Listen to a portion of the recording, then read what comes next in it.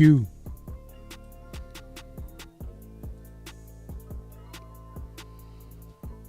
God first in the chat. We got a good one today.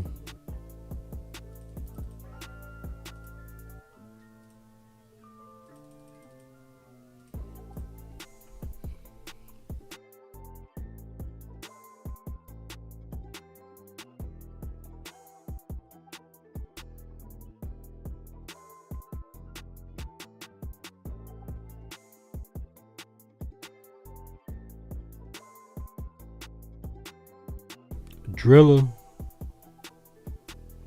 We got us a good topic today, man. Tap in. KT to the GOAT.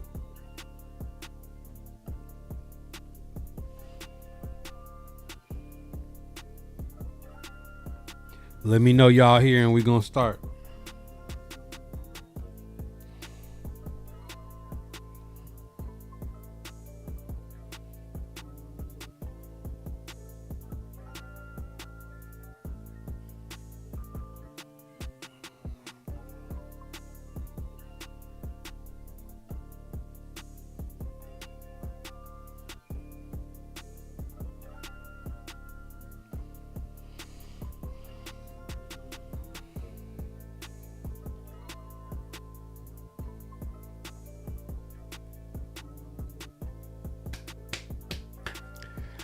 Yo, let's get it.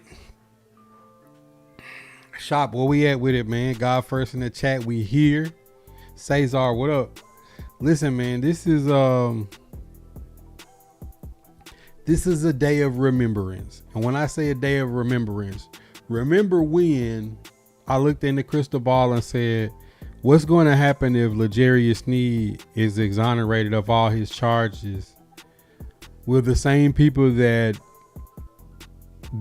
condemned him the moment we heard it, because I always said allegedly, what are they gonna do with it? Nobody that wrote a article about him or made a podcast about him or made clips or any kind of content is gonna go out and say, hey, let's make sure we take the smut off this guy's name.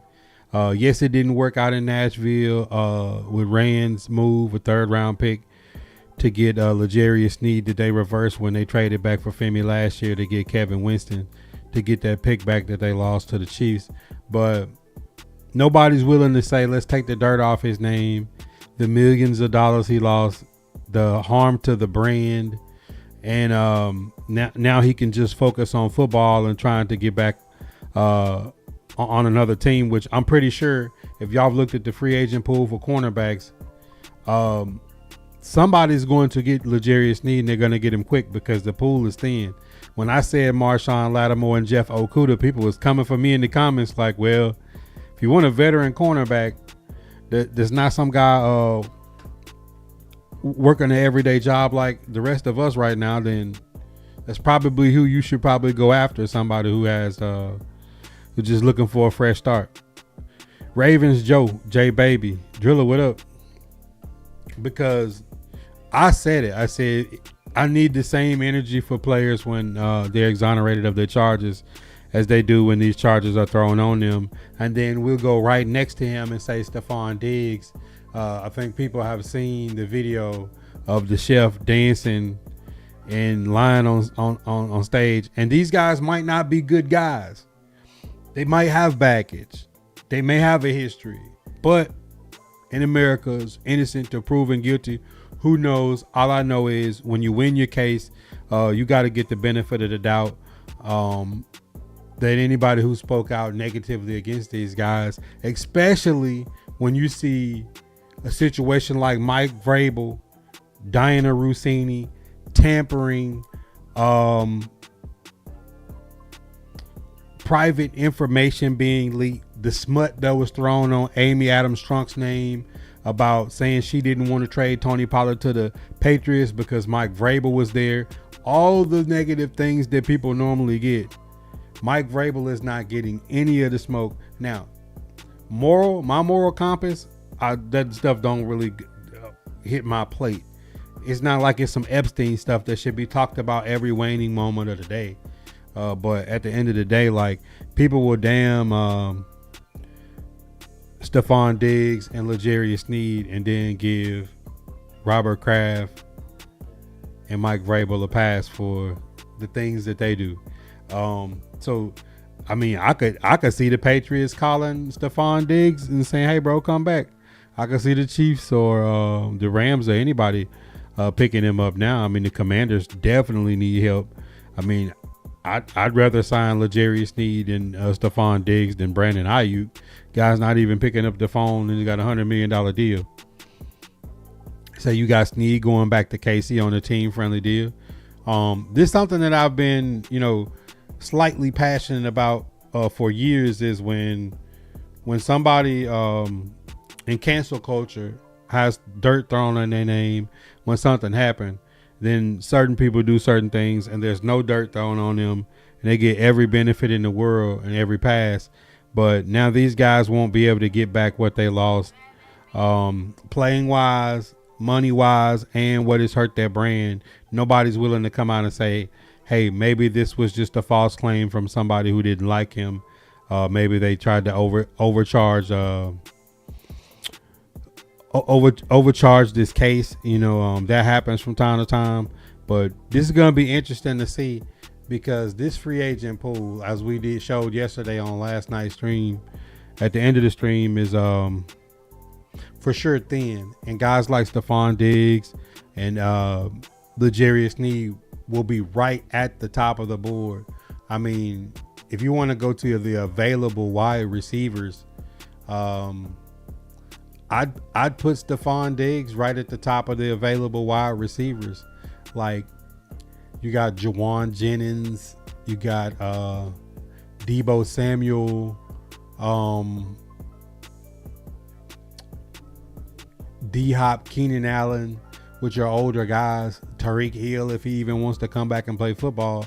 I put Stephon Diggs right at the top of the list of wide receivers. And then when we're talking about cornerbacks in free agency, Armar Davis, Jeff Okudah, Nazeed Johnson, Trayvon Diggs, Marshawn Lattimore, Adoree Jackson, Tre'Davious White, Rasul Douglas. I mean, I'm going to say that the first pick is going to be Sneed or Lattimore when it comes to the cornerback. So, these guys' agents should be on the phone, should be completely blowing up because all the people that dog them out when things happen are for sure not gonna issue the same energy and response. And I don't see the media covering the Vrabel Rossini thing nearly as big as any other situations that happen. He said how NFL let us get Caden McDonald, the best tackle in the draft, in round 2. Yeah, I like the Panthers. Not the Panthers. I like the Texans off season. I really did. Wyatt Teller. If you haven't seen the AFC South recap, I did every division. Wyatt Teller, Keelan Rutledge, McDonald. Texans really went trench warfare, then getting Montgomery. Yeah, they definitely did their thing in this offseason. See how that is? I have people in my comments all the time that's like so hard up about their team. The Bengals fans was mad. The Commanders fans are mad now. Listen, bro, like, you can be unbiased when it comes to football and just say, like, I can hate the Houston Texans, but I can love the offseason they had. Yeah, I mean, CJ Stroud has no complaints. It's some people that shouldn't have any complaints. When you talk about Tank Dell, Nico Collins, Higgins, and Hutchinson all coming back healthy, Woody Marks and Montgomery, Dalton Schultz, y'all got another good tight end. Bro, let's be serious. The Texans talent ain't gonna be the issue. I actually had the Texans at the top of the division in the best offseason, if you go watch that video, and had the Titans second, Colts third, and then Colts and then Jaguars. But yeah, CJ Stroud got a new improved offensive line, has got more all around help. in pretty much every position. If they can get back healthy, Texans are going to be a tough out this upcoming season.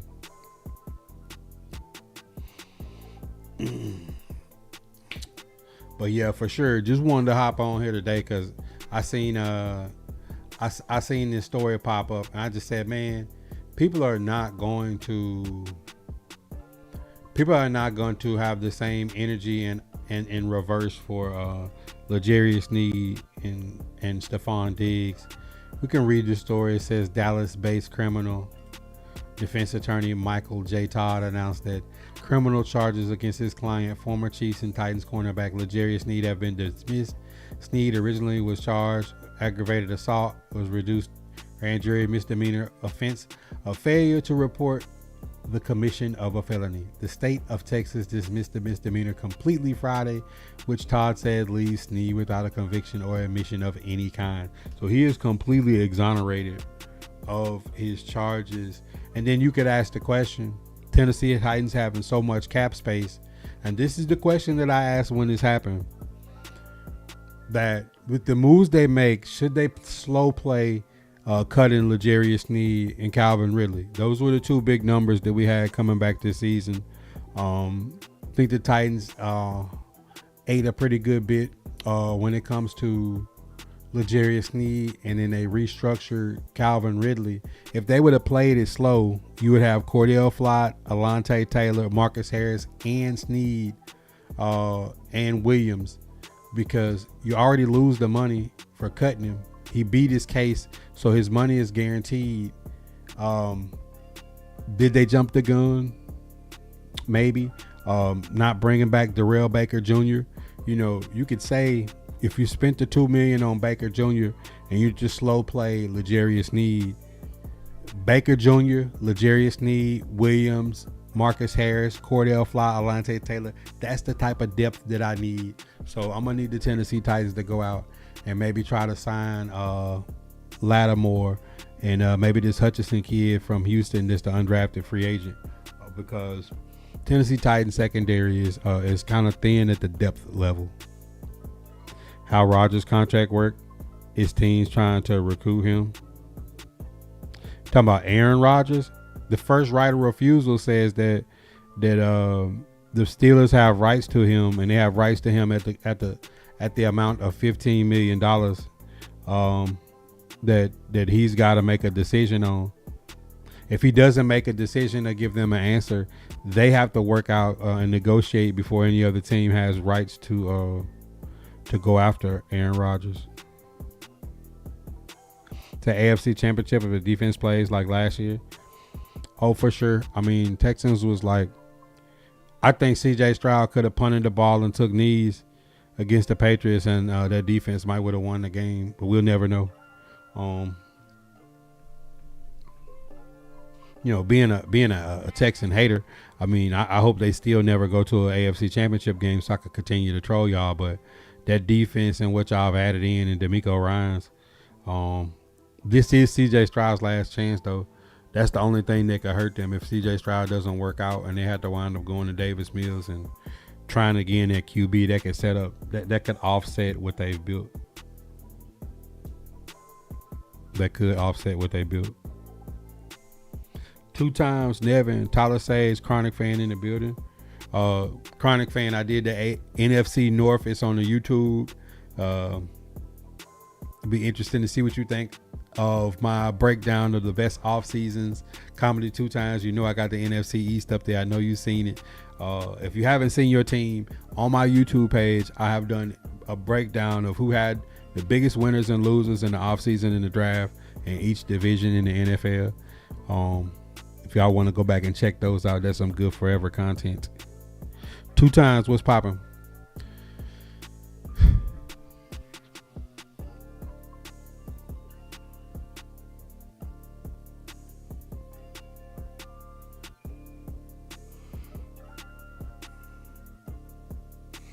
But this is going to be interesting to see these free agent moves. We got the June 1st. Everybody's going to be watching the Eagles to see what they do with A.J. Brown. Do they keep him? Do they trade him? Do the Patriots trade for him? Debo Samuel, Jawan Jennings, the Ayuk situation.